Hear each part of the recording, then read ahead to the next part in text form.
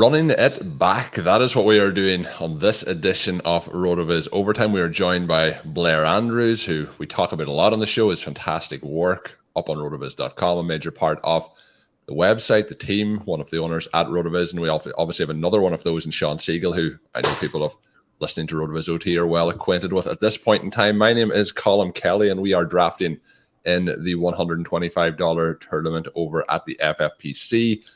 We were fortunate enough, some would say unfortunate, but we were fortunate enough to come second place in this tournament 2 years ago. We're going for first place this year. We'll talk about the prize money and all that sort of stuff in a moment, but we are drafting from the 7 slot as the draft ticks along here, 1 pick away. Blair, who is your preference at this pick as we get to this point? Well, I don't know if he's made this public, but Shawn sometimes confides in me that he has a fondness for times when he used to draft by just ignoring ADP and taking the player highest on his board. And for me, that's Garrett Wilson. And this is quite a reach, but I'd be happy with him. I was getting Garrett Wilson gifts sent to me after we said that we had the 107. The drafter in the 106 is doing what you said. He is taking Saquon Barkley, so the options are open. The players here, if Cooper Kupp was gone, for me, it's Garrett Wilson. Cooper Kupp is still there. Shawn, how are you feeling about passing up on Kupp to go for Wilson? I know your love of Wilson is strong, but how are you feeling about that strong? Well, in the 39 priority targets, which obviously gets a little bit of an update with Jonathan Taylor's situation, I mentioned that I do like Kupp over Hill and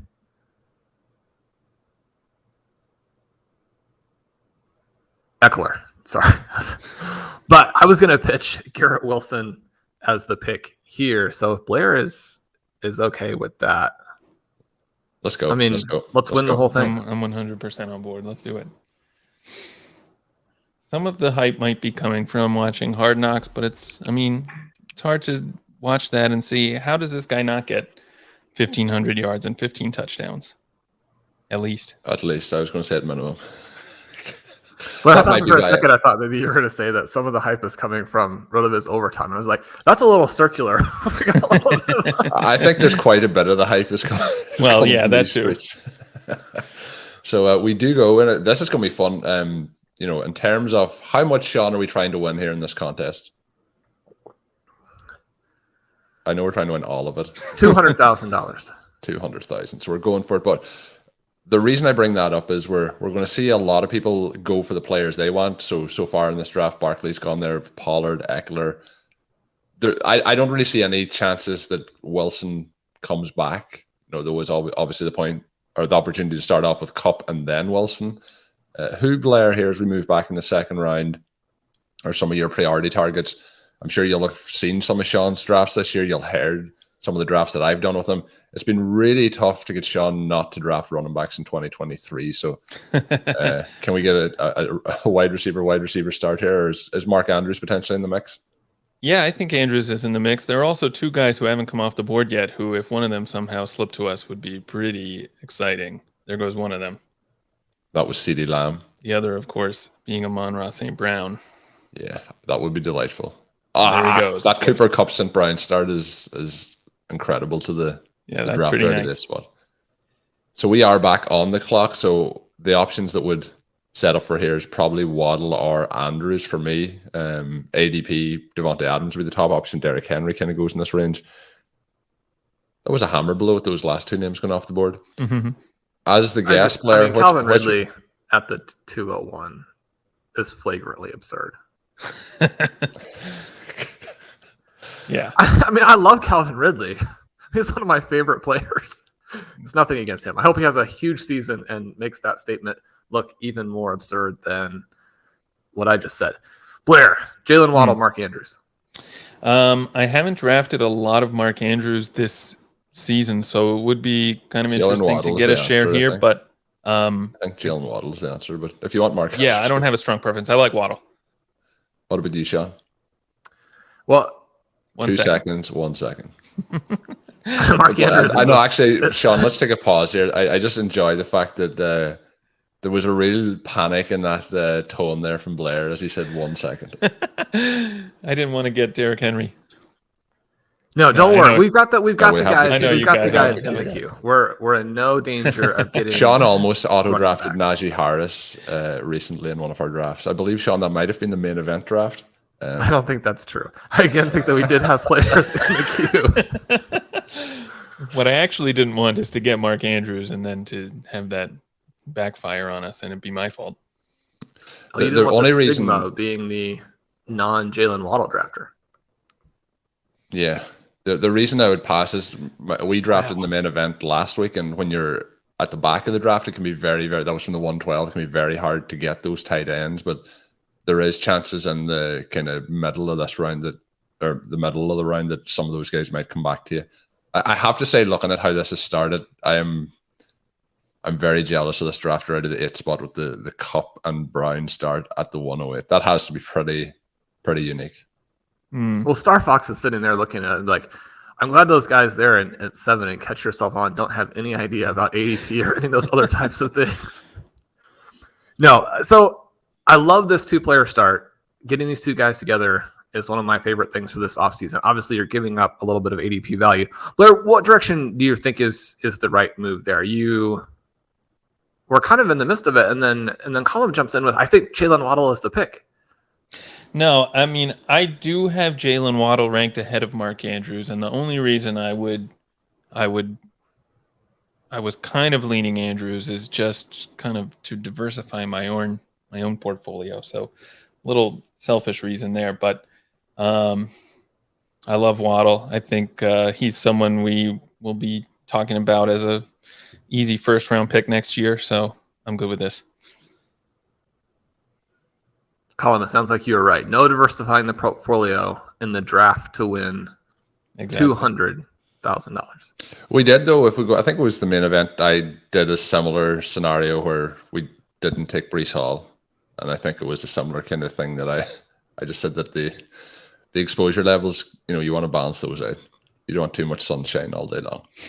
So we are waiting 4 picks until it does come back to us, and I'm still recovering from that hammer blow. Just to give people an idea who are listening on the audio side of things, it is a little bit unique, I think, in terms of some of the players and where they've been drafted. Sean mentioned the Calvin Ridley pick. So it's Jefferson, Chase, McCaffrey, Kelsey, Hill, then Barkley at the 6th spot. We did Wilson, Kupp, Pollard, Eckler, Diggs, Brown, then Ridley, Bijan Robinson, Nick Chubb, CeeDee Lamb, Amon-Ra St. Brown, Waddle, Gibbs, Mark Andrews, Patrick Mahomes, the Travis Kelce drafter. Then we get Devontae Adams, Chris Olave, Derrick Henry, Josh Jacobs, and DK Metcalf. So pretty balanced in the running backs, wide receivers throughout these opening portions, and I'm going to be interested to see how it plays out. Have you drafted, Blair, much in this format so far? I've done a few teams in this tournament, not a lot. And have you found it to be a case where there is reaches and movements and picks throughout it?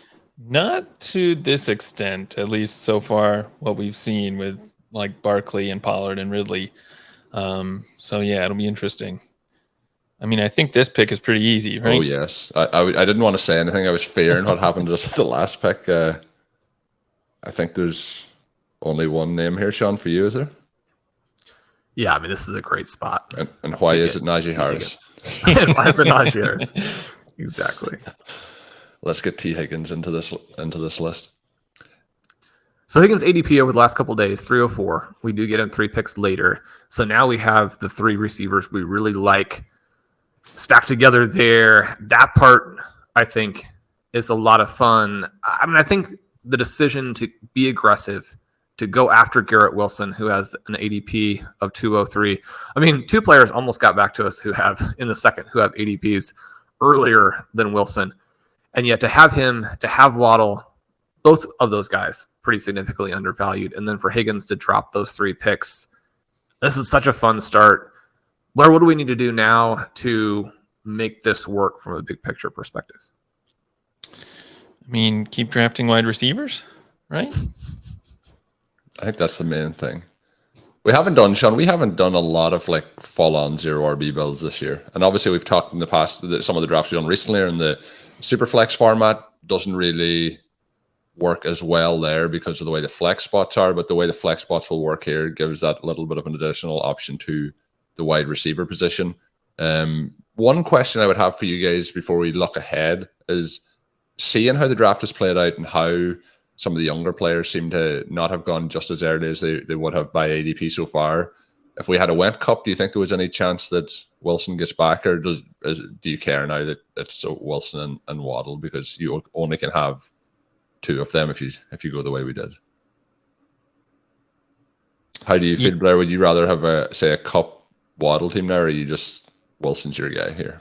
No, Wilson is the guy there, and I think I was able to get some Wilson Waddle teams earlier in the offseason from like the 11 or 12 spot, and that's still possible probably. So it's not going to be a super unique build, I would guess, although being able to add Higgins to that is huge. Yeah, that rounds it out quite nicely. So one pick away for us. We are now on the clock. The last couple of picks: Mixon, Cooper, Herbert, Deebo Samuel, Travis Etienne, Aaron Jones.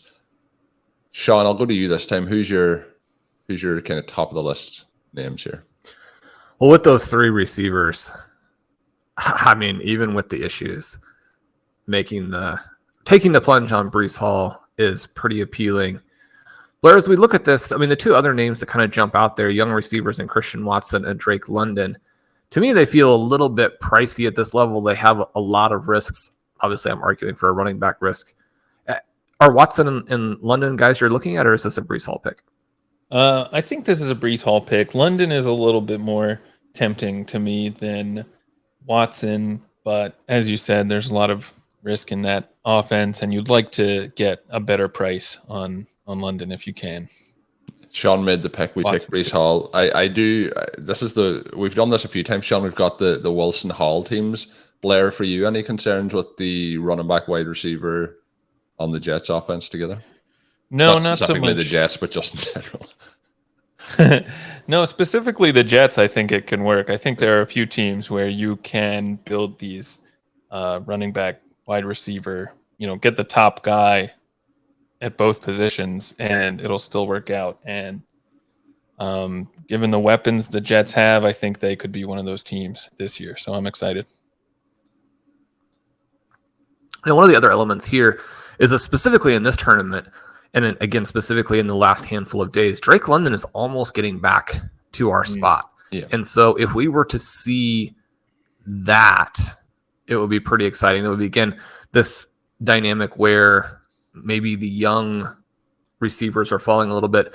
Another potential pick we could have gone with in the last round, Blair, would have been Joe Burrow with T. Higgins there. One of the great things about Garrett Wilson and Jalen Waddle, they open up two QBs who fit together pretty nicely and are not super expensive. So that's one of the things I like about it. But once you have Higgins, are you tempted to go with Joe Burrow? Yeah, a little bit. He's someone who I've seen fall into the fifth quite a bit lately. So I don't know that I would be as excited about taking him at 406, especially with Breece Hall still on the board. But yeah, that's definitely an intriguing stack. One of the things that's kind of fun about having the Jets and the Dolphins together, they do play in week 15. Obviously, these are going to be very small team pods that you have to get through, but that could still come into play a little bit. Knowing what we know, too, about some of our late round preferences, the fact that the Jets have the Commanders in week 16, also a little bit interesting. So some things we can do to put together some guys and put together some potential late round quarterbacks that make it, I think, less important to have Joe Burrow, but certainly it is appealing, when you get Higgins deep in the third, like we did, to at least think about that. Colm, how are we looking overall here? Who are the names coming off the board? In terms of, since we made our selections, Hall, DJ Moore, Christian Watson, Mike Williams, Joe Burrow, Trevor Lawrence, the drafter out of the 101s after going with Deontay Johnson, Dallas Goedert, back-to-back. Then it's Christian Kirk to the Trevor Lawrence drafter. We are still sitting there with the potential hopes that London may make it back to us, but I think it's been a very interesting start to this draft. And, sometimes when we're looking at the room through 4 or 5 rounds, you're trying to see what other drafters may be looking to do, or, what sort of players they're looking to draft. And for us, one of the best things could potentially ever happen in this room is if those younger players are potentially our players who haven't really, fully delivered at the NFL level yet are a little bit undervalued, and this room could be a really nice path for us in this draft. And that's kind of what I'm hoping, but that didn't last enough picks for us here with Drake London going off the board in this particular round. So we'll see how it goes the rest of the way. Damian Pierce off the board. Looking at some of the potential options as we sit here, Kenneth Walker would be another option here, potentially at running back, along with some of the potentially younger wide receivers. Shawn, you have Jerry Jeudy in the queue. There is some concern and reports coming out around just how long that injury will be with him. What's your feelings there as we approach our pick? Yeah, I think he'd be more of a round 7 type of option. We just lost Kenneth Walker. We just lost Javonte Williams.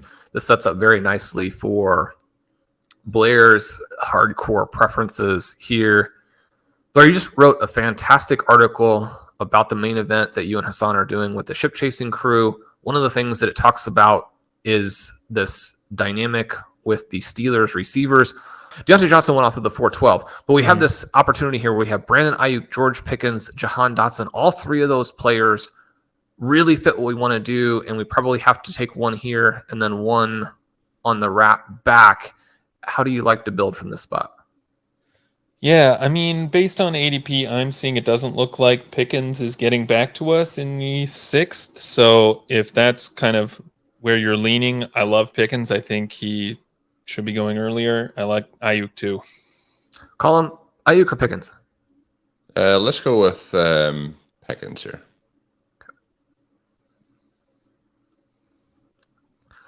The one name I was going to make to see, I didn't know if it was going to come up between you guys, but this is the range where we would see Kyle Pitts generally go off the board. Yeah. We had an option of a question of the 2 wide receivers. I may have gone Pitts over those 2 guys. That's a really good point. I think that we'll see. It may get back to us, and that would be, the way. But there was a potential nice zone there for the tight end play, but. Maybe we get lucky here and he makes it back to us. And he's somebody with, there's still skepticism. There's still controversy. There's still questions about his health. And those questions actually seem at least vaguely real. I mean, his coach has said he's 100% physically. He needs to learn to trust it mentally. When you're this close to the season, that's maybe not what you want a head coach who has shown no, great desire to get you the ball anyway. Maybe not what you want to hear that coach say. I do like Pitts as the selection there. One of the things I was going to say is that both Kittle and Pitts made it to that spot. Kittle maybe even a better selection as an ADP value. I may have framed it in the wrong way there, Blair, about tight ends. What are your thoughts about tight ends versus the receiver? One of the things we would look to do in this draft is to draft a lot of tight ends, which in some ways perhaps minimizes the importance of hitting a specific guy right there. But Connor has been working on his series talking about how you win this tournament. Obviously, Connor won this tournament in 2021. The elite tight ends is a big part of that. Walk me through what we should have been considering there. Yeah, I mean, those are good points. I think Pitts would have been a good pick there as well. I would have been fine with that. I mean, you look at what happened last year, what happened even with our team in the tournament 2 years ago. You kind of needed one of those elite tight ends to really make it far. In our case, 2 years ago, Andrews was the guy, and then Kelsey last year. So, I think you're looking for tight ends who, even if you're not necessarily drafting them in the first few rounds, you're looking for somebody who can give you that kind of performance. And we can fade one more pick here. Maybe we'll be in position. It's not going to work. I've been really good at calling these picks, and that didn't work. So we are back on the clock. Pitts does go that one selection before us, but we do have. Well, there's 3 options here. You could potentially even put Chris Godwin in here as well, but Dotson and Ayuk, we were between Pickens and Ayuk at that last pick. I think that probably is the way to go here if we can't get that tight end. And it's interesting the way the tight ends have gone here. Goddard went 501, then we had Kittle at the end of the round, then the 6-1 was Ingram, and then Pitts. So for me, that top tier has been wiped out at this point. Ayuk for you? I'm looking. Yeah, between Ayuk and Dotson for me, and I could go either way.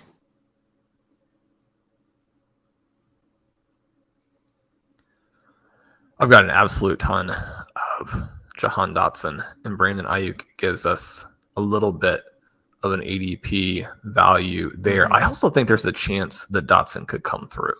Yeah. And so usually Shawn tells us that Dotson will open the door to a Sam Howell team. Is usually the and as the listeners will know, we have a lot of Sam Howell, so we'll see. I still thought think he was setting it up with the comment about is it the Jets week 16? Yeah, so we'll see what happens. We can always play the other side of that. We can get just Howell, naked Howell, and we'll be okay there as well. We do have, I think, a really nice start to this. We did talk about in round 1 and round 2, or obviously we passed on Cup, so we didn't miss out on them, but we did miss out on St. Brown by 1 pick. We still have I think, a great option in Waddle. Then we got T. Higgins, Breece Hall, George Pickens. That would have been really awesome, I think, if we had got Kyle Pitts. But, again, we've been very fortunate. It hasn't been a case where we do not have a secondary option when we're making those selections. So Brandon Ayuk there, another very nice pick. So we have, through the opening 6 rounds, 5 wide receivers, 1 running back: Wilson, Waddle, Higgins, Hall, Pickens, and Ayuk. How are you feeling, Blair, through those opening portions here of the draft? And I guess we'll mention, for people listening and wondering about the draft side of things, the 603 was where Jonathan Taylor went in this draft, obviously, with the reports over the last few days of him missing those first few games off the season. We see the shift in ADP there. I'm pretty happy with the kind of youth, and even the guys who aren't in their first or second year, still very, very young wide receivers on this roster, and to pair that with Hall is a pretty exciting start. Yeah, this is a really fun team so far. I'm excited. The interesting thing, Judy goes at 6'9". In some ways, it's surprising to me that he doesn't fall a little bit more. We have someone like Terry McLaurin, who, perhaps has an injury that could linger longer, and yet, one of the reasons why you can pass on Jahan Dotson is that now McLaurin is a potential faller all the way back through too. You get 2 shots to hit that Washington team. You also have JSN, where we already have Pickens put into this build, who is coming back into the beginning of round 8. We would probably not try and push him all the way through on this pick, but he gives us a really fun selection, kind of backup selection in round 7. Blair, I know that you and I are just massive Dotson fans, even before this hopefully very minor injury for McLaurin. We felt like there was a great chance that Dotson would flip him this year. Not necessarily that was going to be 50-50, but that there was a potential, and you wanted to bet on that potential. Are you Dotson straight up over McLaurin now that there is this issue? Yeah, I think I am, and I had them pretty close before the injury, so that was just kind of just enough to move Dotson up and McLaurin down to flip-flop them. So yeah, if Dotson makes it back, that would be exciting. But honestly, you bringing up JSN has me thinking it'll be a tough decision. Yeah, I think, but I think the good thing here is, and I could be just absolutely putting the kibosh on this. I think we should have a good option here between a number of players, which is a fortunate situation to be in. We are 4 picks away. If all those guys go before that, it's my fault. But I find that round 7, round 8 are a really kind of fun range of potential draft picks, and that even I know we have Hall there so far, but DeAndre Swift kind of falls into this range as well. There's a lot of interesting names, a lot of interesting young players, rookies and second-year guys that are in this zone. So I find you always have a lot of options in this. Sometimes the kind of 4 or 5 range is where you're trying to make those decisions of almost who do you reach for to get them, and rather than the guys that go in that range. Dotson does go. Who are you hoping that makes it that one more spot? Then it has to be JSN. Don't go on me. Don't happen again. I got it. I've been good at calling the JSN one, Shawn. We keep getting them when I do my reverse psychology, so we got it here. Well, and we do have to at least consider McLaurin. His ADP. The only player that I was going to say just the last couple of days on the tight end side of things is we have pick-ins and we potentially could go for a Pickett team. Pat Firemouth would be in this range as a potential tight end, but I think the upside of the players we discussed already is too much. Yeah, I would be. Yeah, I would be JSN out here. on. So you're JSN over McLaurin here. I think so. Yeah. I mean, I'm JSN over like Everyone except Garbo. 36 of the guys who have already gone. Well, the nice thing about that injury is that we can now get him on every team. So Star Fox is like, I don't know what people are doing in this draft. I'm going to snap pick Terry McLaurin at the 708. The nice thing about that team is that even though it has the absurd values on Cooper Kupp, Amon-Ra St. Brown, Kyle Pitts, and Terry McLaurin, is that it does have Joe Mixon and Najee Harris. So, like, if there's a fantasy god in the middle of that roster, I mean, Joe Mixon and Najee Harris have to counterbalance all of those stars, right? But I mean, this could be one of the only teams. It could be the only team that has as much value as Kupp, St. Brown, Pitts, and McLaurin there. So it also has Jalen Hurts, who's been going at the 212 at the 308. So, yeah, so quite a bit. I mean, this could be a situation where Joe Mixon and Najee Harris win the best ball tournament despite like losing their starting jobs. They have outside of this team, it will have a 0% win rate, except for this team. So we're looking now at we've 7 rounds done. What are you thinking, Blair, in terms of Shawn and myself have talked quite a bit about some of the tight end options going later, and in this format, probably best to try and have 4 or more. But we have been kind of going with the likes of Sam Laporta is a heavily targeted player. I don't know. I like Cole Kmet. I can never judge fully if he's somebody Shawn wants. Dulcich, you obviously had a great tight end article looking at those late round tight ends a couple of weeks back that we went through. So I think does that make you comfortable with the options that we're going to have on the table here as we move on through? Yeah, comfortable is not quite the right word. I do like the late tight ends this year, which is, I think, for me anyway, that's a rare position to be in, where I feel like the late tight end options have enough upside to make them good picks, basically. So, yeah, there are a lot of guys I like late. Laporta is one I'm drafted a lot of. I mean, there are risks with all these guys. Obviously, we know rookie tight ends kind of don't necessarily hit at a high rate. So, yeah, comfortable is not quite right, but I do have a lot more enthusiasm for the late options this year than in most seasons. So we are 1 pick away, and I'm hoping it's going to be DeAndre Swift. Are you good if he goes? This team in 8 is just crushing me throughout this draft. We have other options here. This is a kind of a big range with options at the running back position. Tua goes in this zone as well. Is there any names standing out for you here, Shawn? Well, I was going to say that I really wanted Swift there. The Tyreek Hill drafter has taken Lamar Jackson and has that game pretty heavily put together. I don't know if that makes them more or less likely to take Tua. If Swift had been there, that would have been the obvious choice. I guess taking Tua here seems pretty clear-cut without a priority target. But Blair, do you have a priority target here? I don't have a priority target here. I guess by ADP, Quentin Johnson doesn't quite make it back to us in the 9th, but the way wide receivers are falling, I'd be okay kind of risking that and taking Tua. So Blair, work us through kind of what you and I mean, I didn't set out to work this in exactly like this, but you and I drafted a team in the main event a couple of years ago that finished 31st after a sad stat correction that knocked us down from 29th, which was a decently large pay drop, if I'm remembering correctly. That team didn't draft a wide receiver. Obviously, it drafted a lot of wide receivers. It didn't draft a running back in the single-digit rounds.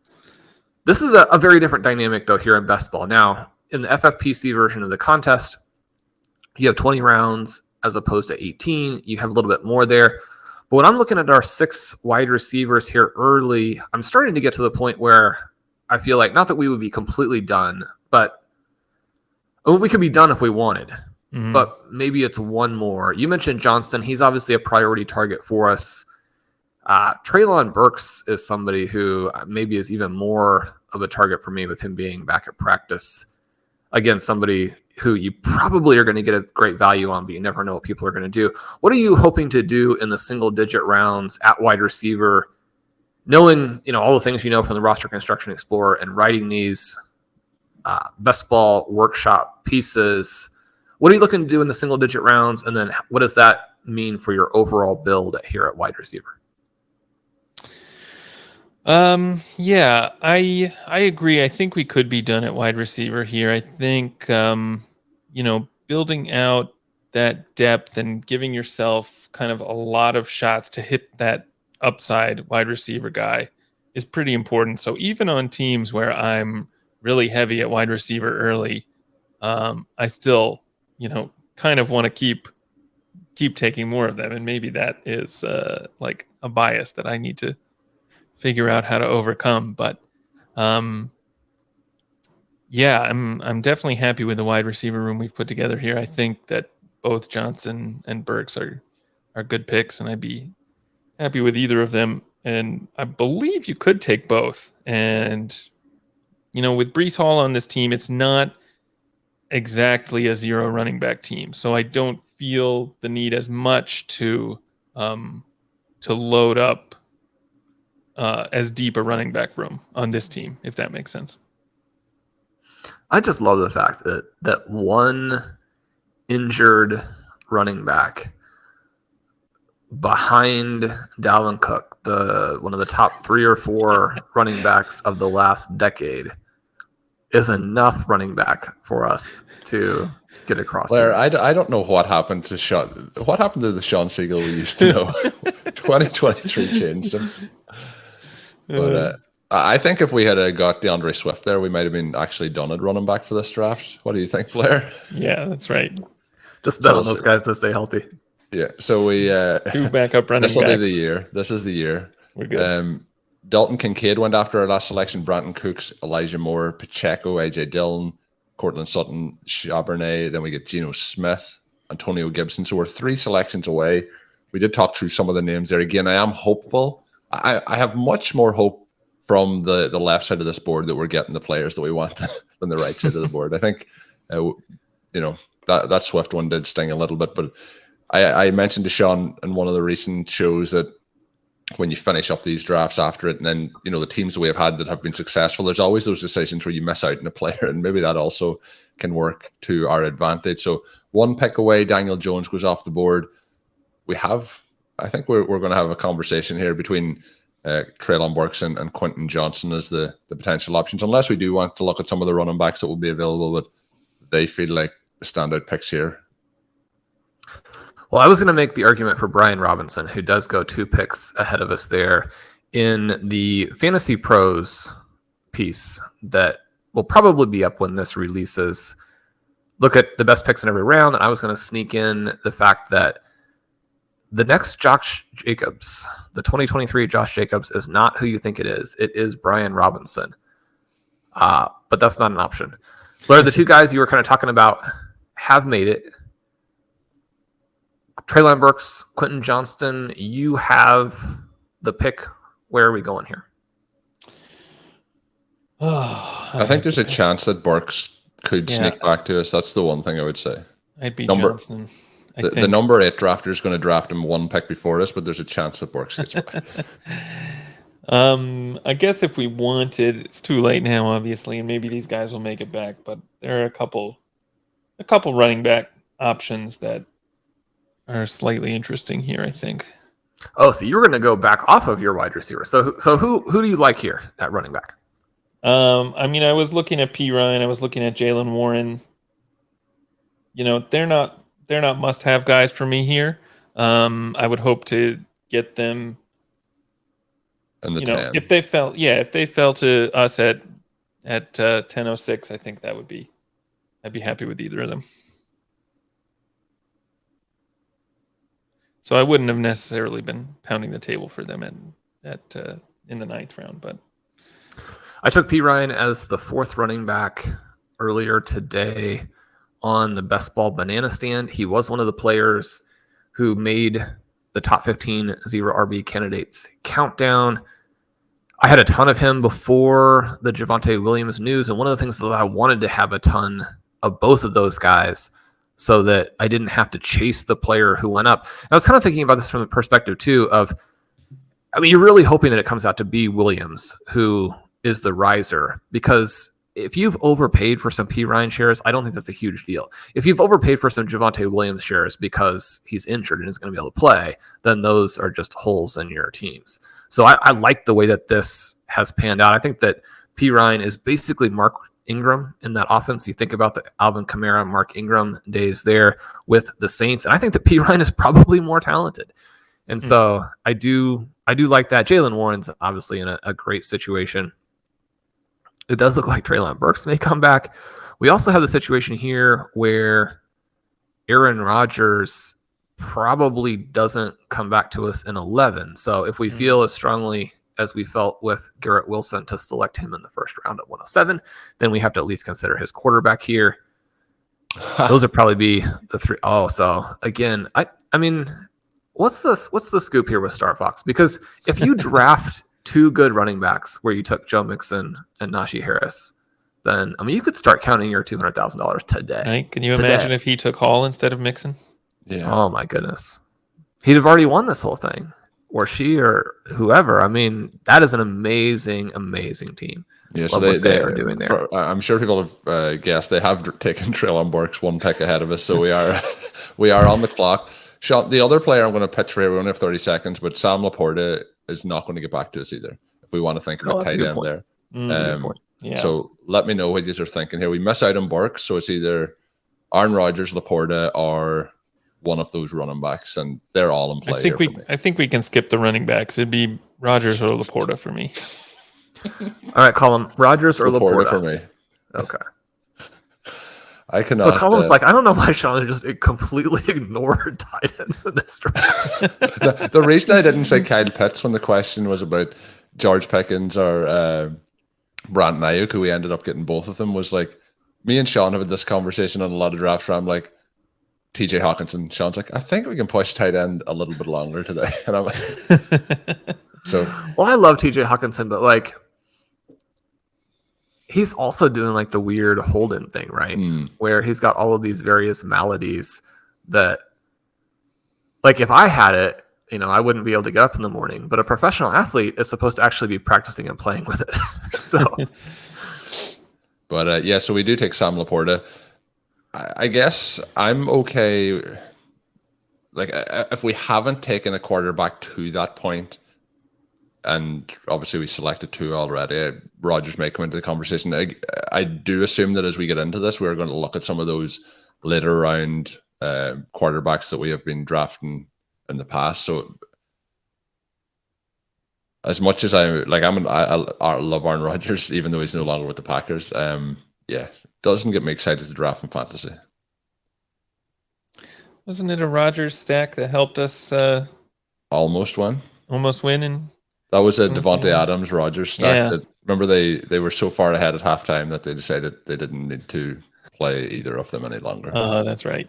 But they were that far ahead. At least that one made sense. Yeah. Yeah. But so, and I think I have been proven correctly, not just by ADP predictions, but Dalton Schultz and Conku have gone before the end of this round. So disappointed to see Warren going off the board. He goes right where our last pick was over the last kind of 4 or 5 days. So I didn't expect him to get back. He would have been somebody I would have liked to get on this roster. And when you're kind of looking at teammate and, you know, having to compete with them throughout the season to finish in the top 2 to advance out of this league, you know, it felt like at running back, if we did get Warren, you'd be able to try and overturn that Najee Harris selection of his as well. So that would have been nice to get. But we also see Kenny Pickett going off the board, who may have been somebody in consideration, but I tend to feel like we're looking at some of the later round options. Who are your favorite guys late? And just as I mentioned, the Pickett pick, you know, he has been going in the the early 12th round at the moment. So that is quite a bit early for him. Yeah, Pickett is a guy I like in the 12th. Liked him a little better in the 13th. I mean, Howell's price is getting pretty high lately as well. He's someone I still like drafting, although when you have to draft him even before Curtis Samuel, that doesn't feel as good. But Ritter, someone who would be an really absolute option. smash, I think, if they get back here, and I'm looking at this team in particular, Shawn.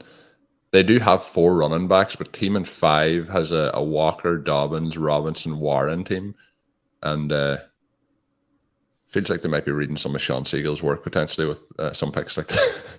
So they may be somebody who comes in here and takes P. Ryan, but he is still there. After we talked about him at the last pick, that would be, for me, where I would lean here. Is there anyone that you're strongly looking towards, Shawn? Well, that team in 5, as you mentioned, is a pretty sweet team. So we have a handful of competitors here who look like they could win the entire prize. I don't know. I mean, Aaron Rodgers with the Wilson pick does seem, again, like that path that would help us win the whole thing here. More comfortable now that I have Sam Laporte on the roster to do that selection. Let's see. We're 1 pick away, Shawn. That team did pass on the running back and P. Ryan. So we'll see who's going to be available here. Any other names standing out to you? Or are they kind of the 2 in consideration here for you? Yeah, I mean, for me, it's P. Ryan and Rodgers. Those are 2 of the top 3 names on ADP. They're not, and we talk about ADP here from the perspective of how they're listed. Those guys, yeah. I mean, it's virtually 0 chance that either of them will come back to us in round 12, so we probably have to pull the trigger. Although QBs can fall. I mean, one of the interesting things about Aaron Rodgers is that, I mean, really, if you don't have Garrett Wilson, you should be looking to get him well below ADP, not at or ahead of. It's a weird dynamic where I've seen him go to managers unstacked a lot in the last week and early a lot in the last week. And, you know, again, I don't know if that's kind of the Hard Knocks dynamic or what have you. The only note I would put on it, and again, this could backfire, every team barring team 10 has 2 quarterbacks at this point. That it could go for 3 through 11 rounds, but that would seem a Team little 11. Bit... Team 11 only has 1 as well. Oh, sorry. You're correct. So we are on the clock. Is it P. Ryan or is it Rodgers? I like Rodgers on this team. You like Rodgers? Yeah. I wouldn't be drafting him this early normally, but I think with Wilson, it makes a lot of sense. Do you think that we took him? We'll see how that works out. Colm, you're thinking that you could get him pushed. One of the things here that you always have to worry about a tiny bit is that you're going to have a drafter to that side of you where they're going to go Lazard and then they're going to come back with Rodgers. And that's not my favorite way to play it, but you do see that happen. So that's something to be aware of. We're getting all of the reports. You have to give him a bump now that Corey Davis is retired. Well, you're getting all the reports now that all of these guys who were washed up 7 years ago that Aaron Rodgers brought over personally are going to be getting targets. And so, you know, as opposed to selecting Randall Cobb, I mean, go for it, right? I mean, take Jordy Nelson in the 18th after you've selected Aaron Rodgers and see what happens. I mean, draft somebody good. So anyway, we'll see where Allen Lazard goes in this. And also, I love Allen Lazard, so I shouldn't be saying it that way. Mm-hmm. Blair, Jonathan Taylor is going to miss the first 4 games, but that means all of these Miami Dolphins are good picks. We see Raheem Mostert go at the 11-11. I'm pretty fired up for Devin A-Chain again now. Yeah. I mean, seeing him catch some passes in preseason was really nice. I think that's what you're hoping for if you're drafting A-Chain, or at least catch 1 pass. I don't know how much damage he really did, but at least kind of the suggestion that there might be creative, the Dolphins might try to use him in creative ways is what you're hoping for. So I'm encouraged by that, and I still like A-Chain. I know you have a fondness for the small running backs, and especially if they're fast. So I do like the small, fast guys. Small, slow guys aren't as interesting. You don't like the small, slow guys? Not as good. Yeah. Blair, do you have a name that you were really hoping would show up on the 0 RB list, and when he didn't, you thought Shawn missed one there? I got to make sure that that we get him in this draft.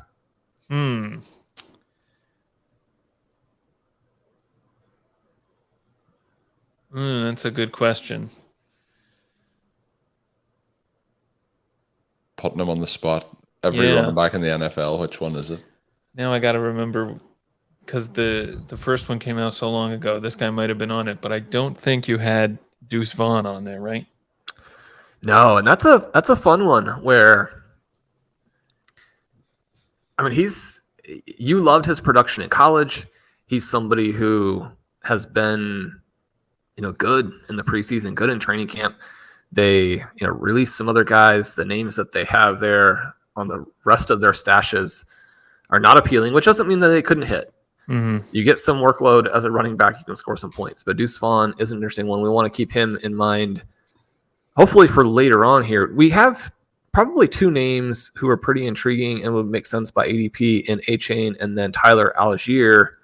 And I hate to make those bets against Bijan Robinson, but Algier has massive upside.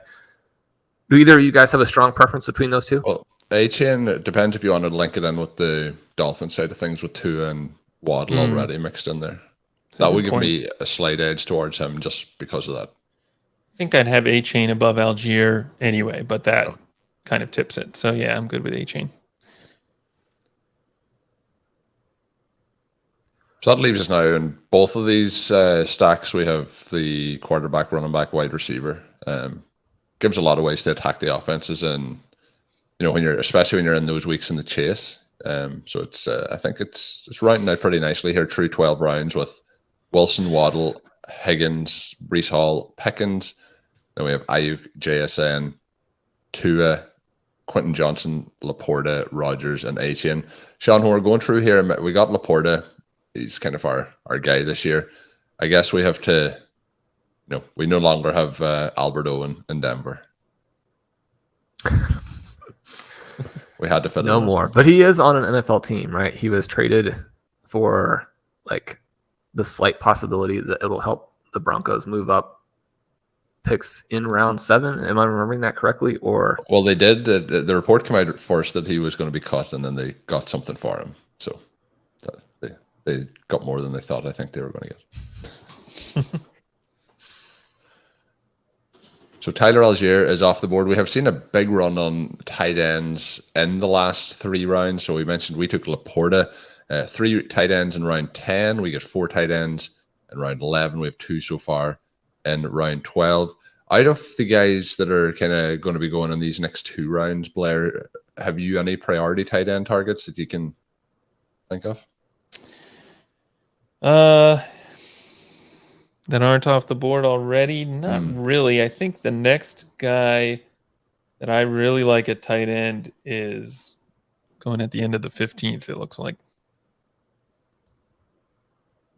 And so we are here at the 12-13 turn. I assume that's not Dawson Knox, but that's what the ADP shows. I know it's Michael Mayer. I assume that's who you're talking about. Yeah. Hunter Henry does go, Shawn. He was somebody you had added to the queue, and were you thinking about in the 13th round with Henry? Yeah.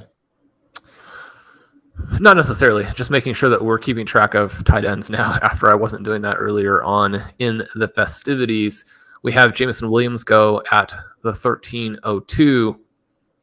Blair, how comfortable are you with a Laporta, Mayer, maybe somebody like McBride build? I do that a decent amount in Underdog where It's still not great to score 0 tight end points if that's the way that it works. But the incentives are a little bit different at tight end. Do you see both of these guys as potential like true blow up candidates? Because we would kind of need whoever we draft here to have the possibility to not necessarily compete with the guys drafted in the first 6 rounds, but would need the possibility of them outscoring the players who've been drafted rounds 8 through 13. Yeah. I mean, I think you have that possibility with both these guys. They both look like kind of TJ Hawkinson-esque tight end prospects. And, it's probably asking a lot for them to give you that in year 1, but to have that potential, especially in the second half of the season, I think is huge.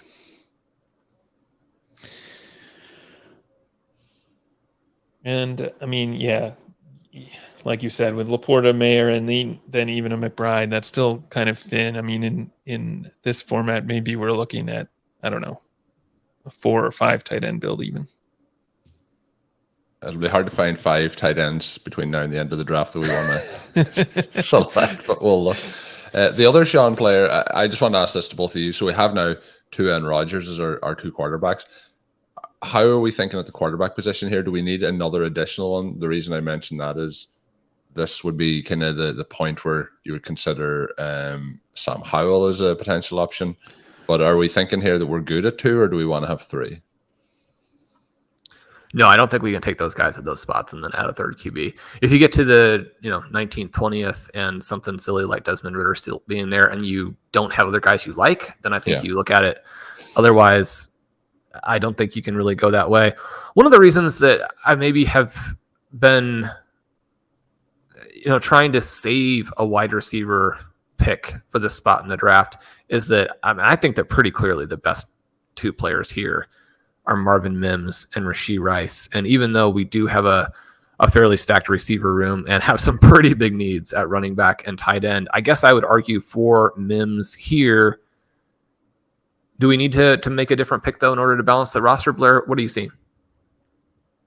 No, I think I'm good with Mims here. I think, light at running back, but I think we can make that up later, although we're trying to do that at tight end too. So it'll be tricky, but I still like Mims. Yeah, I think in the next round in particular, I'm hoping that we will have some options here at running back going forward. Some of the players like, Kendry Miller might be there in that kind of range as well. So I think there is running back options here moving forward. And the one thing I do think is that may, at this point of the draft, see us through at the wide receiver position. I guess I can understand. I was going to say I don't remotely understand Kendry Miller's ADP. He's one of the highest rostered guys that I have across all formats. He was on the 0 RB countdown. Blair, I've written a lot of interesting things about. I say interesting. I've written a lot of things that are meaningful to me in terms of what Miller's profile does, but I've also cited your research quite a bit on him. You've got Alvin Kamara there, you've got Jamal Williams there, but it still seems like, explain to us why Miller has a much better chance to still end up as the star here than people are thinking. Yeah, well, I mean, you have obviously the elements with Kamara possibly not aging out, but hitting the age cliff, which is always a concern for guys around his age. Williams was good last year on that Lions offense. It kind of remains to be seen whether they'll use him in the same way. I think the thing that makes Miller so intriguing is that he was really productive in college and he's very young. So those are kind of the 2 elements that tend to predict a big breakout in the NFL or give you some good signs that a breakout might happen. So, there are definitely some elements on the roster where he's maybe not in the best position to realize that, but I think still in terms of betting on talent, betting on the types of profiles that we've seen succeed in the past, he fits that pretty well. And when I was writing about this, I kind of combined, several things that you've worked on where you're talking about how the extremely young running backs just massively outperform, which doesn't mean any individual guy is going to, right? Yeah, There's no right. like destiny element to this. He could still just, be a, random rookie, but history has been very positive for these guys. And then kind of mix that in with some guys who I would say, I guess that the names I'm about to give are slightly better prospects and they were in slightly better situations, but you tend to not remember unless you're kind of working through it, unless you've written these pieces before, where Nick Chubb, Miles Sanders, and Kenneth Walker were all cratering from an ADP perspective as you went into their rookie seasons. And I think that, if you haven't actually gone back and looked at that, that's going to blow people's minds, because they're like, why would those three guys be falling off a cliff right when drafters should be trying to snap them up before the season? Miller's in a little bit worse situation, but those guys weren't in great situations either. The talent will win out with the rookies if the talent is there. It's hard to say for sure, but the peripherals at TCU were good. And then you watch that catch. You're like, you can't draft a guy on one play. But the whole thing here is that they think that he can be the next Alvin Kamara. And there are just not that many running backs who are going to make that play, but can't be a receiving back at all at the NFL level, especially because he's young, he's athletic, he's got all things going for him. So, yeah, as we talk him up, I hope he makes it through these next two. That's what I was thinking. I was thinking, what's teammate going to do here? So we are waiting. You bring up Chubb's cratering ADP. I mean, there's that image that was in your article that we've used a few times that shows his ADP falling down, and then you see Carlos Hyde shooting up, and you're like, what is going on here? Especially now when you look at that image. In hindsight. So we're one pick away here. We're waiting to see what does come through to us. There is a few other names that we'll be able to go, but I think the priority after that dialogue would be Kendre Miller. Hayden Hurst does go, so I think it could be the longest filibuster, Shawn, of all time if we do not draft Kendre Miller here. Is that what we're going for? So the other funny thing there, as you click on Kendre Miller for us, as I click on him and make sure I don't click on Matthew Stafford, is that Nick Chubb was also not the number 2 back in ADP. It was Duke Johnson. Am I remembering that right, Blair? Yeah, that's right. So when you're thinking, oh, but Jamal Williams is also there, you're like, again, this is not to say that Kendre Miller is going to outscore these guys. It's a different season. You work through all these different things, but it wouldn't be unprecedented in any way, shape, or form, because there was an actual season in NFL history where a back who is now going in round 1, a little bit strangely, but a back who is going in round 1 and for the last 5 years, what have you, has been unbelievably elite, if not untouchable in terms of his after contact metrics. He was being drafted after Duke Johnson because people were scared of workload. And I actually really like Jamal Williams. Blair, you wrote a very favorable article about him actually during the free agency period, saying, keep in mind that this guy actually did a decent amount of receiving when he was with the Green Bay Packers. So, I mean, even though there are probably, say, just to completely make up a number, say 76% of the backs could have fallen forward for 6 inches like he did repeatedly last year to get those touches, those touchdowns. I mean, Jamal Williams is okay. But when you're thinking about Kendre Miller 2 years from now, if he hits, people are going to be like, man, I can't believe that we thought that Jamal Williams was going to be the guy who stood in his way. We want to bet on talent, even if we end up being wrong. You want to bet on talent, especially in round 14.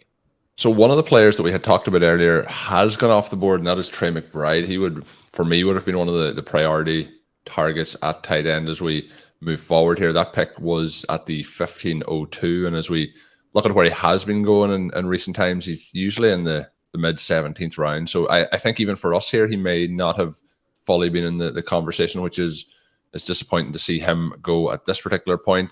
We are 4 picks away. Somebody, Shawn, that you did mention previously, and Rashee Rice, when we took Marvin Mims, that was kind of the discussion that we had. He has not yet gone. Again, if we're looking at how it's set up here in the draft room, he is the top player by ADP by a couple of picks, but we'll see what happens now over these next couple of selections.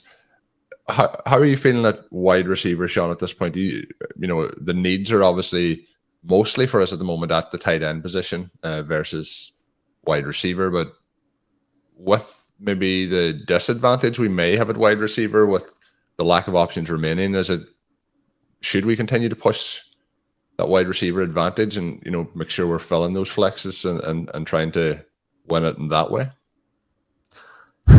Well, the Patrick Mahomes drafter just passed on it for Van Jefferson. So, I mean, there's certainly a chance that he would come back. I actually don't really know if we can afford another receiver, which would be too bad. I think that we have to take Mayer here and then, really think through what we might be able to get at running back. But I'm always willing to take more receivers. Blair, are you thinking Mayer as well? We've got some guys, some tight ends above ADP, and actually he's at the end of the 15 the last couple of days. So this would be a place where, I mean, he could still come back, but yeah, I think just with how thin not only we are at tight end, but also the kind of the tight end player pool is at this point with McBride going off already. Team 9 as well as Team 9 is a one tight end team as well, so we'd have to bypass them twice. Yeah, right. So I do think that's the right call to go with tight end. We see Knox go the pick after our selection, so I think that was the right way to go. Even it's a tight end run here, guys. Tight end confidence off the board as well. So at this rate, you never know. We may see Rice come back to us again. No, he does go off the board to the draft right of the 10. But I did go on there, Shawn, to Twitter just to check. I couldn't see any reports of anything happening to Rice today to warrant that drop in ADP. But a nice value. Did he drop 3 more passes in practice? There's no news of any kind. So unless maybe Twitter's broken. It's been broken for a long time, but in terms of today, having things update on it. So that is Mayer. I guess that's the state of our tight end room now. Laporta and Mayer, obviously both rookies coming in. What the state of the tight end room at the moment, the next couple of rounds, it really feels like the best options are going to be at running back, but those late round options then, and the likes of Logan Thomas, Noah Fant, Mike Gesicki, any other names standing out outside of those? And is there any of those that really, are grabbing your attention out of those 3 names? Since that last pick, it has been Knox, Conklin, Rice, then Ertz, CJ Stroud, and then Likely. So tight ends moving here at a quick pace. Any tight ends standing out to you, Blair? The guys you named, I think, are the most interesting, Gesicki and Fant. And there are not a ton of other options that I really feel good about. It's kind of a bummer to see McBride go that early. He's someone I would have really liked to get. So I'd be kind of tempted to take another tight end here.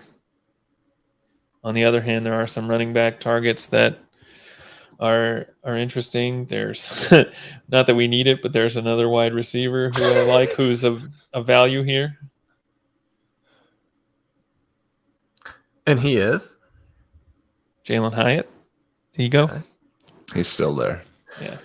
He's still there. I think at this pick, we're probably at the tight end or running back options. I think we like Hyatt, if he come back to us, you could probably discuss, but I think the way receivers are falling, I don't feel the need to take Hyatt here. I think one of Fant or Gesicki probably makes sense. I think there's also at least one of Shawn's 0 RB targets on the board here. I think I would risk taking a running back here to risk tight end, but tight ends have been drafted at a heavy rate so far. What do you think, Shawn?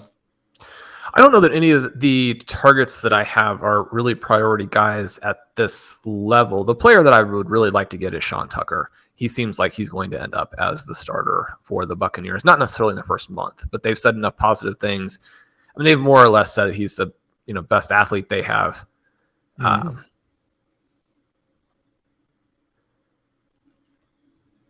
with that, we take Gesicki. And so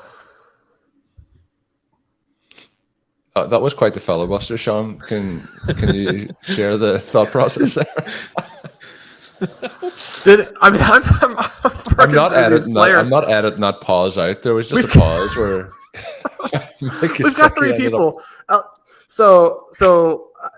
Is this a situation where 67% of the people in the room realized we were on the clock and the person who was managing the draft did not? I look up and I see that it's us with 3 seconds and nobody has said who's the pick. Or I'm still in a little bit of a fog from the whole Jonathan Taylor thing. So maybe that's the explanation. So Mike Gesicki is the guy I definitely wanted there.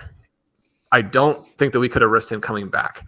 I do think that because of the injury and because of all of this emphasis on the fact that Hunter Henry really is the guy in that offense, that he's probably been punished too much from an ADP perspective, that he still offers a better path to touchdowns and to actually being a guy who emerges from a volume perspective. One of the things that is interesting about the Patriots is that, I mean, they don't have receivers, right? I mean, Juju Smith-Schuster and Devontae Parker are probably the 2 most challenged receivers in the entire NFL in terms of getting open. And so, I mean, you run your play, Mac Jones drops back. Both of those guys are being completely, they've got DBs inside their jerseys without even much effort because they're about as athletic as the 3 of us are. And so you can throw them open, or you're going to look to these tight ends.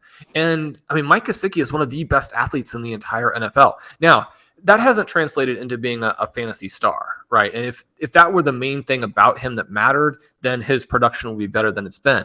But Hunter Henry and Mike Gesicki actually are guys who have produced in the past better than people realize. And it's so weird for them to be punished this much in price when they have that in their background, when people are, again, this desperate for tight ends. And so anyway, we get Gesicki up in there. I do think that there are some interesting names at running back that we can grab over these next 3 rounds.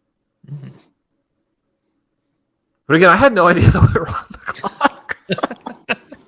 Well, there was a point in the middle of the draft where we were on the clock and you filibustered for like 30 seconds talking about somebody else's team. So I thought this was just a variation on that. My favorite part about that is Shawn paused and I thought, has Shawn froze? And then Blair just said, and with that, we take Mike Gesicki. So, yeah, I enjoyed that. So one of the players I was kind of hoping we get back was Ty Chandler, but Shawn has mentioned Sean Tucker and Deuce Vaughn is in the mix here potentially as Logan Thomas goes off the board. Blair, who's standing out here? We've 1 pick to go. We're going to have a discussion as to who we want to go. This is a range where like ADP really is out the window for me in terms of who we want to get. Just get who we want to get here. How are you feeling? Right. I'm good with Tucker. I'm good with Vaughn. I think the other guy maybe to consider now would be Evan Hull. Another guy that I think did not make the 0 RB list, but maybe in a revision.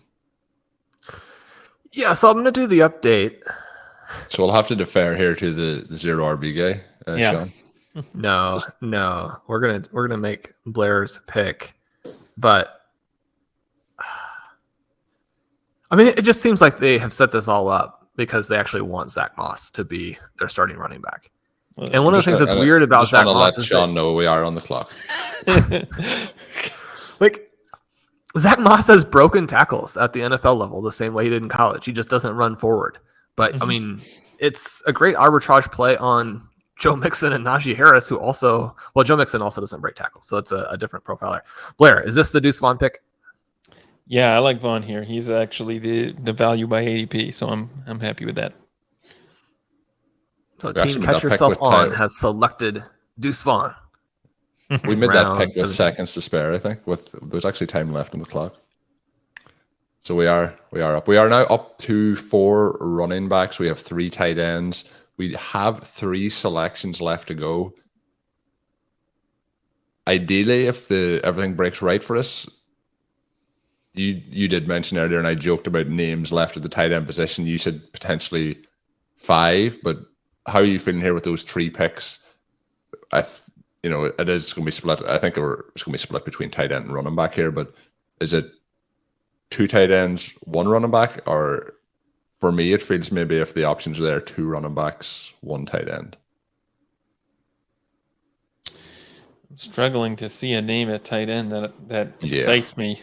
Fant went off the board. He was the It wasn't exciting me that much, but it was an option. What about Delaney Woods is a player who was kind of a potential breakout candidate, but in addition to playing in an offense that may complete 10 passes all year, he evidently has a torn hamstring, so that makes that part of it more difficult. It's not ideal. Blair, is it better or worse that Taysom is not going to be in the mix for playing QB? You would think hardly at all there, with Derek Carr now being kind of set. Here, are we all on board with Sean Tucker? Yes. When we think about Taysom Hill as being a potential option, he goes 1 pick after. So maybe we should have gone in the reverse order, or at least consider that. Tucker has been going in this range in a lot of the drafts that I have. I'm actually, you could understand why he's going here. And it was, he barely made the list, right? I mentioned in the write-up that usually a player with this kind of profile, this kind of situation right now would be on the pure sort of watch list portion of it, not the actual list itself. But then the very next day it was pretty cool because you get reports of him splitting first team snaps. You have the situation now where it does appear that he is going to pretty quickly be the number 2 back.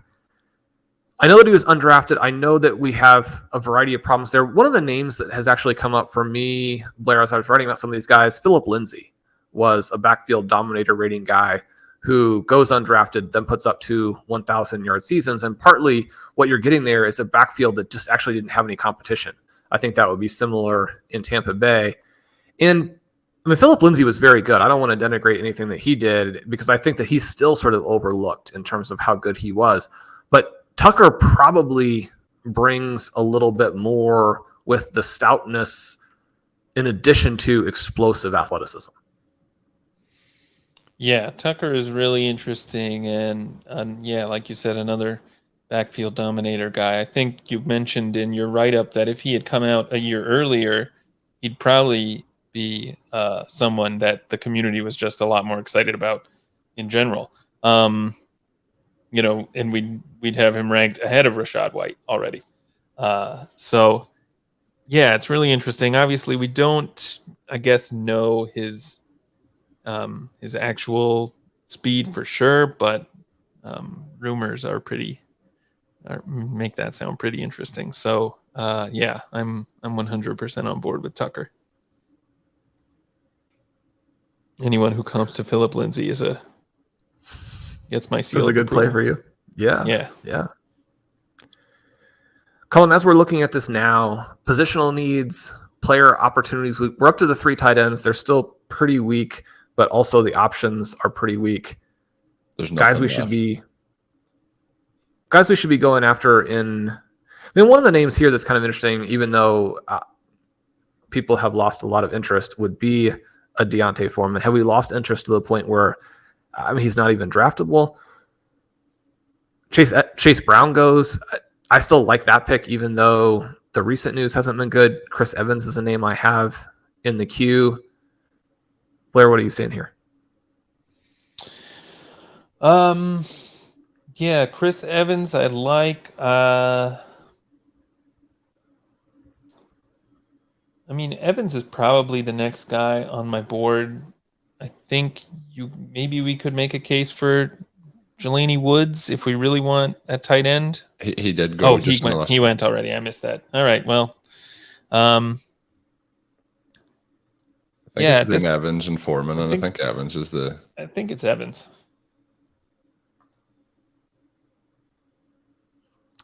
There's not a lot left out there for people listening and wondering. Tight end is.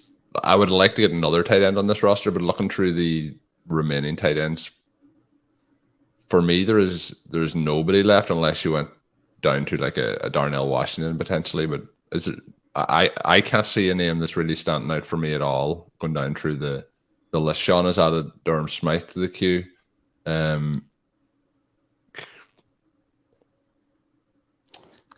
one that I usually forget when I am in a little bit of an emergency situation here, but he's actually a perfect fit for this team that we have that is built with Waddle and Tua. And you think about, I mean, how does Tua get to where he needs to be? Because one of the things that's interesting from a projection perspective, and Ben has talked about this on some of our Stealing Banana shows, is just that even once you give Tyreek Hill and Jalen Waddle massive numbers, you still have to give some other mystery players some production to get where you need to be. Now, even though it was very concentrated last year, we do know that some other players are going to score some.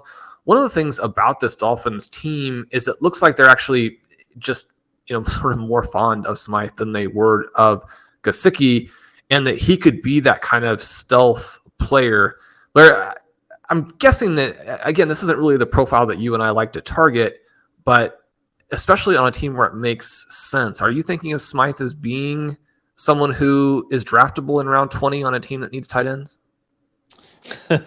Yeah, on a team that needs tight ends, draftable in round 20. I guess that name could fit a lot of guys, but definitely on this team with Tua and the other and Waddle, you can make a case that Smythe is going to get some of those touchdowns. So what we're kind of saying, if there was ever a team where it needed a tight end and it had set up to be a Dolphins team, if any team needs Durham Smythe, it's this one. It didn't and there work might for not those be any other others. people, but it might work for us. I think in terms of like a strategy perspective, I think it's a very smart call to add into the list. There's not even like a running back as well. There's nobody standing out. Have you any running backs, Blair, that are standing out that you think we could slot in here as a running back option? Or, is there anything to counter Shawn's Dolphins stacked tight end? I mean, there are some. Well, let's see. We have 38 seconds. I don't know. Did Zach Evans go off the board? I still kind of am intrigued. He's still there. He's still there. But yeah, I mean, on this team, I'm definitely happy with Durham Smythe. I think. I mean, it's almost now if Durham Smythe is the player you need, that we would never be able to live it down if we don't take him. What do you think? 20th round, Durham Smythe, the key to unlocking the Tua stack where we have Jalen Waddle, Devin Achane, exactly. Durham Smythe. Blair, this is the prototypical Blair and Shawn and Colm draft. We take 5 running backs after round 12. We get to the 4 tight ends. We took quarterbacks a little bit early. I don't know how I feel about that. Quarterback did go early though throughout the entire draft, and we're usually looking to see can we squeeze another round out of some of the guys we like. And the way this draft played out, I think we could have got locked out, of a lot of the options based on that. Let's see here. The Josh Allen team just took 2. The Jalen Hurts team just took 2. Lamar Jackson team only 2. I was going to say a lot of teams in this draft, but you can do a little bit more in the 20-round format. But it wasn't a situation where drafters were waiting for that final round. We get, Ryan Tannehill in round 18. We get Jimmy Garoppolo in round 16. This is a good example of being aware of your draft environment, Colm, as you mentioned early on. When you get Kenny Pickett, at the 10-12, and I don't even think that that's necessarily a bad value. It just is different than what you're normally going to see, and it gives you an indication that these guys are going to go. And we had Derek Carr in round 12. Where I consider you and I to be Derek Carr apologists, and yet I think that would be rich for us. Yeah. Yeah, it was a kind of a weird quarterback room. I mean, you look at how the board went, and after Rodgers, another quarterback didn't go off the board before we got back on the clock. So we maybe could have waited around on that, but then we're looking at Ryan instead of Achane, which is that a big difference? Not really. So no, the hope would have been that you would have taken P-Ray and Aaron Rodgers gets back to you. Right. And we've split the difference. Yeah.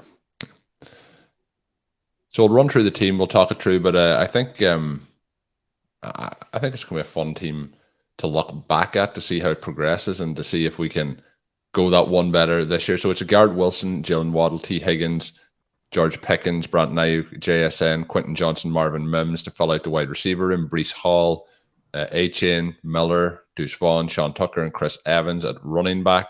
Tight ends are Laporta, Mayer, Gesicki, and Durham Smythe, and then Rodgers and Tua as the quarterbacks. Some Dolphins, some Jets stacked throughout it. I think there's a lot that we set out to achieve, and I think tight end again was another thing that went a little bit different than maybe I would have been expecting heading into the actual draft itself. And we did miss out on a couple of players as we went through. Like, it'll be interesting. One of the potential positions to look at as to how it would have changed the draft would be the Kyle Pitts pick he went one pick before us at the 605, and how that would have potentially affected what we were trying to do, throughout the rest of the draft. Again, as we talked about there wasn't that much, or there was really very little options for that 20th round pick over Smythe, but he probably isn't anywhere near the conversation if it's a case that we start off with a Pitts and Laporta start at the tight end position. Swift was a player, again, I think that having to worked out very well for us, even at the back door side of things there with that tight end. So any picks or any players that you would like to have changed in hindsight, Blair, and how are you feeling about the team? I love the team. I think we've got, even though tight end ended up being a little touch and go there at the end, I think we've got some really good upside options. If one of these two rookies hits in a big way, then we'll be in great shape.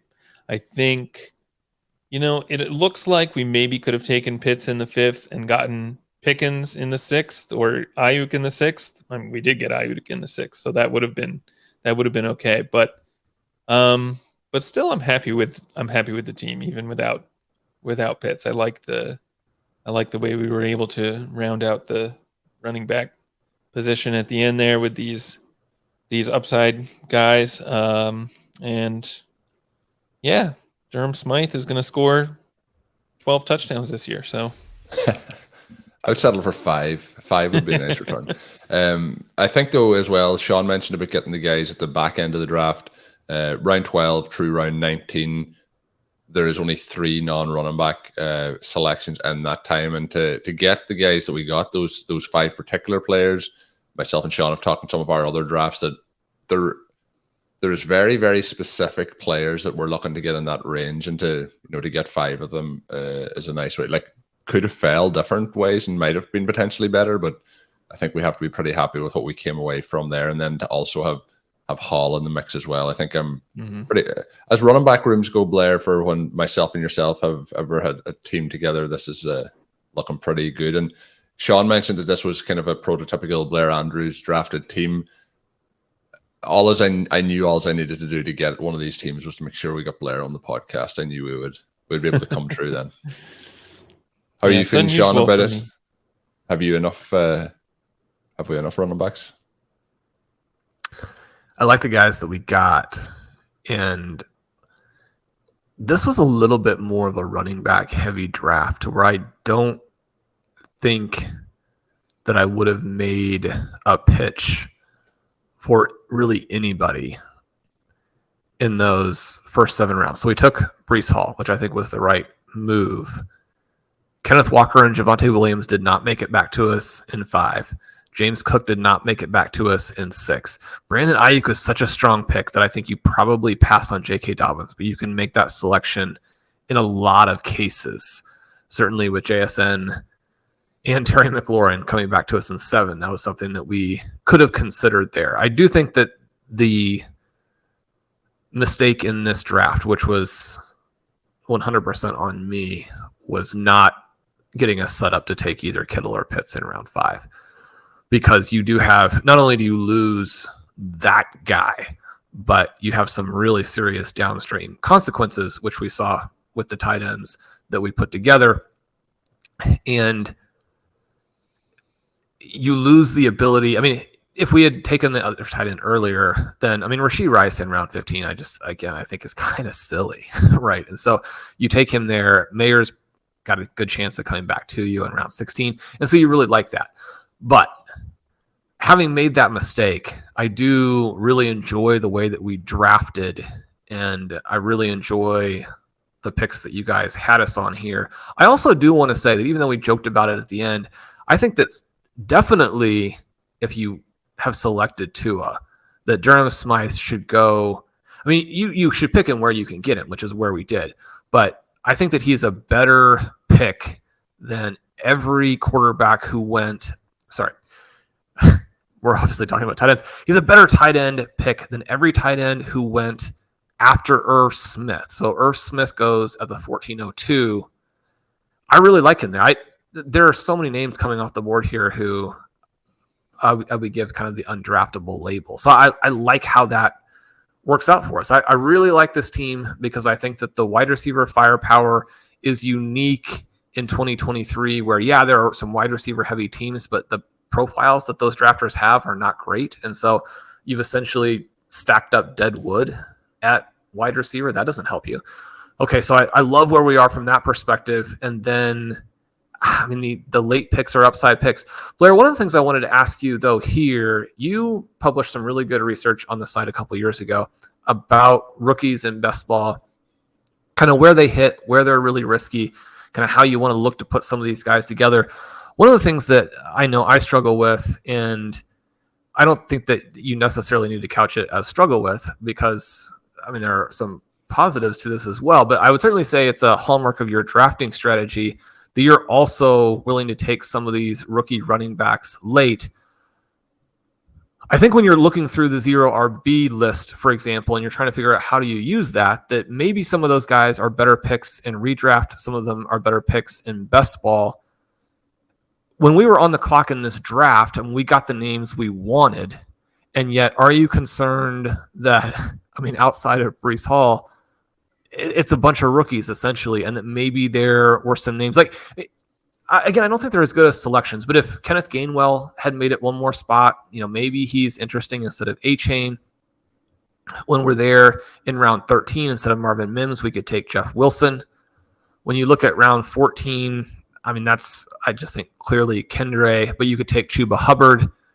You look at round 17, if Kareem Hunt had made it one more spot, or we could take Zach Moss. He's a guy I joked about during the show. But again, there are like these vaguely compromised non-rookie running back choices that maybe work better for best ball. Is that true? Or should we just simply be looking at making sure we're taking the best guy when we're on the clock and trying to build a fun team? I think that, and I think what my research kind of indicated back then is that was a lot less of a concern at running back than it is at wide receiver, for instance. The other thing that, I've looked at and found is that rookie running backs tend to have bigger games later in the season. So in the playoff stretch when you need them the most, and during, leading up to the playoffs and during the playoffs. So I think the way we approached it is right. Obviously, there's probably you're probably better off focusing on the rookies in redraft where you have the option to drop these guys if it turns out that they're just, they're not going to play or something like that. You can adjust. And in best ball, you obviously don't have that option. So you're, if like Deuce Vaughn, it turns out, is never on the field, then that's just a lost roster spot, and that's a big deal. But you can say the same thing for Zach Moss or Kareem Hunt, probably. So I'm happy with the way we approach this, and I think getting those rookies, even in best ball, at the running back position, I think can still work out and pay big dividends. That's what I want to hear. And I love these players that we have. Yeah. Maybe I'm just saying that because that's the way I like to draft and I want it to be true, but I also think it is true. Put it out there into the the atmosphere, and it'll There come you through, go. Blair. Exactly. So we'll see how it goes. But as Shawn mentioned about the wide receiver, strength and depth of this roster, I think we were talking so much about what to do at tight end and what to do at running back as we were trying to. I felt in this there was a lot more movement in terms of the final pieces of the jigsaw than sometimes when we're doing these drafts. Maybe that was because it's a 3-man draft rather than a 2-person draft, and you're trying to figure out what everyone wants to do as we go through it. But when you look back now at the end of the draft, those wide receivers, 7 wide receivers through the opening 9 rounds, it is pretty loaded up there as we move through. So, we have to highlight that. I think we just almost take it for granted when we have Blair on that the wide receivers are going to be absolutely loaded. So really fun draft. Hopefully we are going to talk about this one at the end of the season has been one that is into the finals, at least having a shot at that top prize of $200,000. If you want to draft in this format, it's over at the FFPC. You can find it at myffpc.com. It is $125 to enter. You'll be in a 12-team league like this. 2 teams advance to the playoffs, and then it moves forward from there. Blair, as we get ready to wrap up, anything that you want to highlight? You've obviously been putting out awesome content over on rotoviz.com. Anything you want to let the listeners know about? No, I mean, got this main event going with the guys from Ship Chasing that I'll continue to be writing about. I'll hopefully update maybe my draft targets list one more time before the season starts, so I'll get that out soon. Hassan and I are going to be firing up the RotoViz Report Getting podcast back in the hot seat again once the season begins, I believe. Gotta double check on all that, but that's coming. So yeah, I'm excited for the season to get going and to see how all these guys that I love drafting so early are gonna let me down. I mean, win me a lot of money. Yeah. I've got something I want to promote for Blair. Number one, he's got an awesome article on which metrics will help you beat ADP. And I reference that all the time because I just think maybe more so than ever in 2023, that's what you need to be thinking about when we have relatively tight ADP. If you think a guy is fun from that spot, then you can probably draft him, and I think that Blair's research will back you up. But the other thing, a little bit buried in his most recent piece on the main event that he's doing is some research on ESPN's open score, catch score, total wide receiver score, and how you apply that to fantasy that you definitely want to look at. I see that talked about all the time. I think those conversations are great. I love the metrics when you get to look at that information and see what receivers have done, even if there are elements that I would say are more descriptive than predictive. Don't throw away information just because there is a descriptive element to it. I love what Blair has done with this. I think it will help make you a better drafter. Don't miss those pieces. Blair stuff on RotoViz is a must read. Yeah, highly agree with what Shawn has said there. If you want to sign up over at RotoViz as well, you can use the promo code RVRadio2023 at checkout to get yourself a 10% discount off a RotoViz NFL Pass. Blair, you mentioned that, getting back with the RotoViz report before, when the season kicks off. I can't wait for that personally, but I also have to say that we record this on Wednesday. It will come out on Friday, and it is, at this point next week, Thursday Night Football will be in the books, and it's pretty exciting to be this close to the season to get the action back and ready to go. So real fun times, and I joked with Shawn a number of times this offseason that it will be here before we know it. Well, it is pretty much here. So fun drafting. Let's hope this team has a nice run. My name is Colm Kelly. You can follow me on Twitter at @OverToMarlin. My co-host, as always, is Shawn Siegele. Check out his work as well up on rotoviz.com. And until we are back, have a good one.